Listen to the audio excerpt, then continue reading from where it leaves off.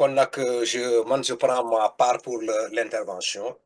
Je vais commencer d'abord par ce que l'autre là, comment on l'appelle encore là, les deux phrases de Pape Sarr là, qui dit que les procureurs là sont venus pour faire du théâtre. Et les parodies de justice, c'est parodie de justice là, ce n'est pas de la justice quoi.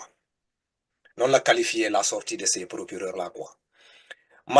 Les motifs c'est la rupture qui est en train de se dessiner. Et que cette rupture là, dañ ko commencer de vivre quoi. Rupture bi ci boppam de ce régime là qu'ils ont promis à la population et puis ñu def benn campagne rupture boobu nag moom moo nekk di dessiner wu quoi. Si les trois procureurs au niveau du Sénégal là daal di génn jàkkaarloo askan bi di leen jox des explications par rapport à la situation judiciaire, je crois que loolu ñëpp war nañ koo féliciter quoi. Mais malheureusement, bon, les gens qui ne, comment dirais-je là, qui ne sont pas d'accord par rapport à quoi que ce soit, ils auront toujours des choses à dire quoi. Qu'est-ce que les professeurs peuvent dire, les procureurs peuvent dire par rapport au problème du Covid? Si nous regardons dans le cas du Covid, tout Sénégalais bon tu es épris de, comment dirais-je là, de sentiment, de justice là. Mais su fekkente yow am deret boo xam ne day daw ki sa yaram ñu ne la 15 francs sax commentaire laa dit dafa manqué ci Covid bi da nga war a indi ñëw à plusieurs de ñu ne la 6 milliards moom moo nekk de différence là dans ce Covid là man ñii bu ma leen di qualifier dama ne ñii ce sont des gens yoo xamee ne mën nañoo domp néew bu dee ba pare ñu dompot ko. Konaté a donné l'exemple ici de son frère boo xamee ne dafa gaañu à cause de quoi? Oxygène bu manqué. Combien de personnes ont péri la vie à cause de l'oxygène bu manqué? Et ce Covid là ñu ñëw fii di toog di justifier di naan que ce pouvoir là ne se glorifie pas, ça a été posé et déclenché par le régime Macky Sall. Gars yi soyons un peu sérieux ñun ñëpp fii la ñu nekk Sénégal la ñu nekk ñun ñuy wax ni on a été membre de l'APR foofu la ñu nekk su dee Macky Sall dong la su dee Macky Sall rek la Covid bi lumière bi du fa nekk. Il a vu toutes les chances là pour mettre la lumière bu ñu ko exiger pour mu génnee ko pour na la tuddi mu génnee les rapports là boo xam au niveau de ko mu teg ko sur la table.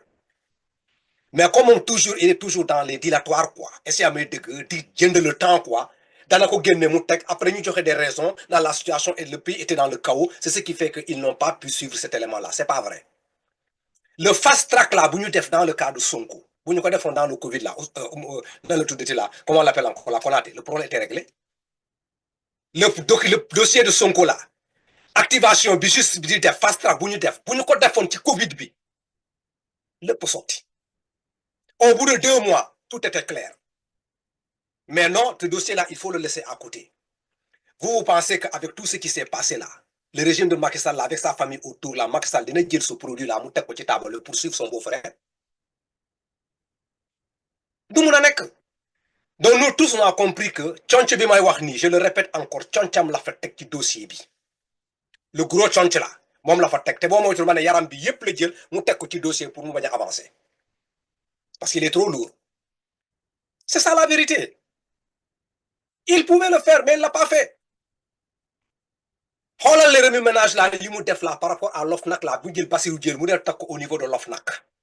Yoon ngeen yaakaar ne lu tax Macky Sall def loolu. Vous pensez que c'est gratuit? Mais ces gens là, le régime en place là, ils vont trouver une solution à ça. Parce que ce monsieur là assis là-bas là, il faut mu am des comptes à rendre par rapport à ce qui s'est passé au niveau du Sénégal.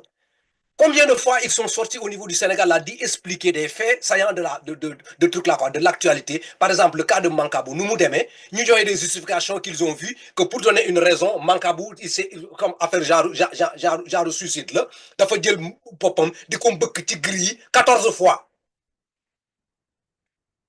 Mais loolu ku la ko wax garde pénitentiaire yi nekk foofu xanaa ñoom au moins dañ leen jàngal assister une personne qui est en danger.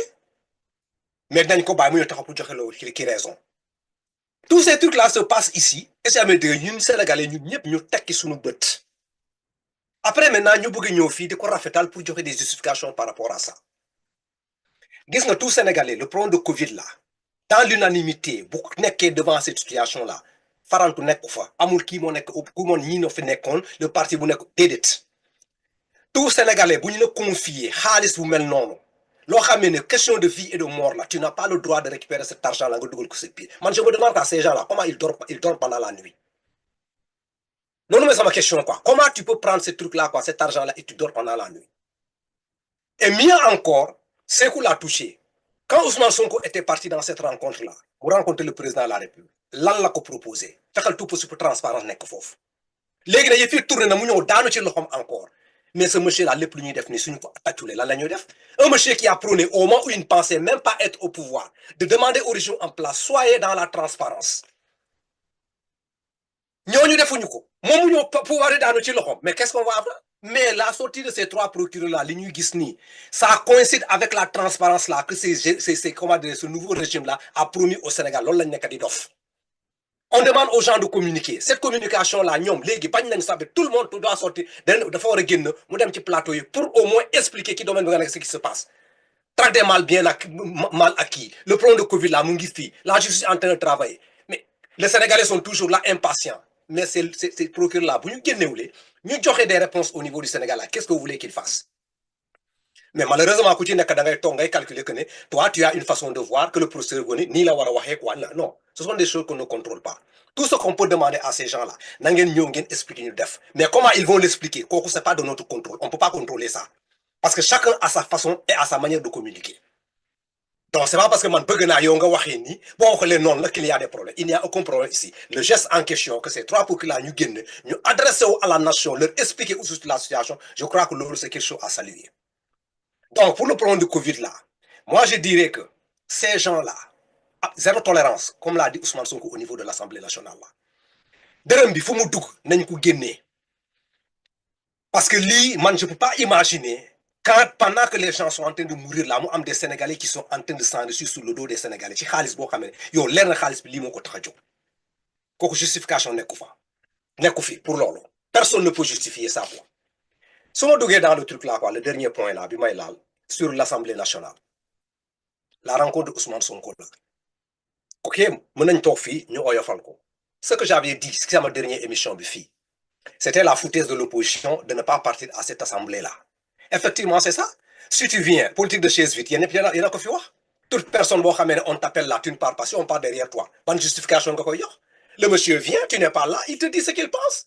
et tu n'as pas de réponse et c'est terminé et quand il vient là waa ji ñëw mu commencé di expliquer si je prends le truc là quoi le cas de Pape Djibril Fall mu nekkee au niveau de l'Assemblée nationale là l'intervention de Pape Djibril Fall boo ko déggoo c'est un monsieur qui était vraiment brillant quand il était dans le journalisme mais malheureusement pour lui la technique journalistique là bi muy def bu nekkee ci plateau ba mu am l'estime de tous les Sénégalais là moom la yaakaar ne mën na koo transférer dans la scène politique pour def te ça ne colle pas c'est deux réalités différentes ni muy waxee au niveau des plateaux là te Sénégalais yëpp di am estime ci moom bu nekkee au niveau de tout là de la politique là système boobu la bëgg a jël xamal ne fii ak faneen bi écran la mais fii c'est une réalité c'est-à-dire tu as la langue bien comment dire tu as le verbe facile tu peux parler tu as des mots qui sortent là mais toute personne qui écoute attentivement bu la dégloo ki sa raisonnement logique bi ngay def on ne voit absolument rien du tout derrière tout ce que tu dis si ce n'est que de la manipulation il l'a fait au niveau de l'Assemblée nationale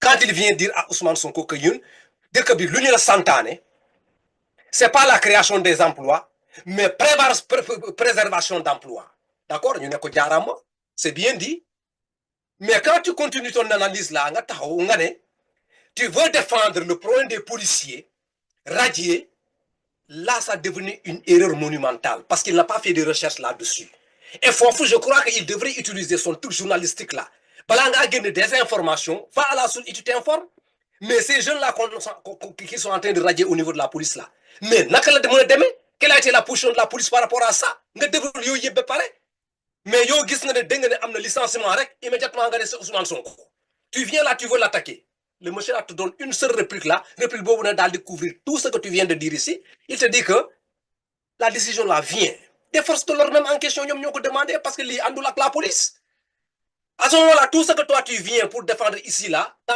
comment dire la rancœur là ana ban importance là au niveau de l'Assemblée nationale donc il faut que les gens comprennent la manière de communiquer quand ils s'adressent aux gens Donc, communication externe, Ousmane Sonko a cité cette occasion, Jobas l'a dit, il est très bien dans ça. La réponse là, la réplique là, il t'écoute parce que tu es un bon écouteur. Tout ce que tu dis, il va trouver des voies et mots-là pour te contrecarrer par rapport à tes propres analyses là. Nous avons une réplique c'est ce que Ousmane Sonko sait faire. Et malheureusement, encore, Ousmane Sonko, dans son jeu toujours, parce que lui, nous avons ce pouvoir-là, chaque fois il pose des petites choses là, nous pas l'opposition, nous avons agrippé au lolu, après nous avons commencé à faire des trucs là, fait que nous avons qui souffrent. Après Pape Djibril Fall qui sort, qui va dans les plateaux, qu'est-ce qu'il va développer là-bas là? Il va donner une réplique encore à Ousmane Sonko et il s'est enfoncé. Peut-être qu'il y a les 10 minutes sont passées. Ah d'accord, menteur, il n'y a pas de problème. Je sais que c'est la souffrance qui te fait parler, quoi. Mais mes 10 minutes ne sont pas finies. J'ai l'écran devant moi ici. Parce que à 10 minutes 33 secondes. 10 minutes 33 secondes. J'ai pris la parole à 29. Après, à 10 minutes 33 secondes, 69 centièmes. Ah, d'accord, ok, d'accord. Ah, d'accord, parce que mon oncle a trop souffert, quoi. Ah, comme tu as souffert quand je parlais. J'ai souffert comme tu as souffert. Oh, moi, j'ai apprécié ton intervention, hein. Sérieusement parlé. Moi aussi, j'ai apprécié ton intervention. Mais si ton temps est arrivé, on t'arrête.